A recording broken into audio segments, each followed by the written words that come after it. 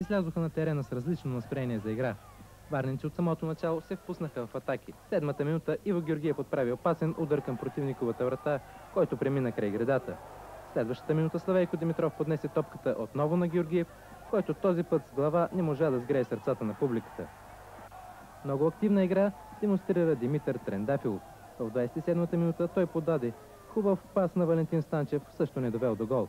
10 минути по-късно съдиите решиха да проверят нервите на състезателите.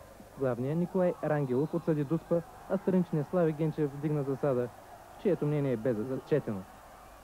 До гола спартакли стигнаха в 39-та минута. Фаул за спъване.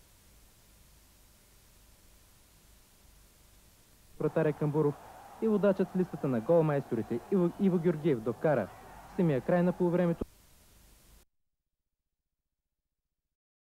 На игра на домакините и изцяло защитни действия от локомотивци видяха зрителите през втората част. В 53-та минута бе единствената решителна проява на вратаря Стане в матча, при която показа, че следи играта отблизо. 5 минути след това Митко Трендафилов показа завидна техника по десният фланг. Той финтира защитник, поднесе топката на Саблев, за когато остана по-лесното и покачи на 2-0.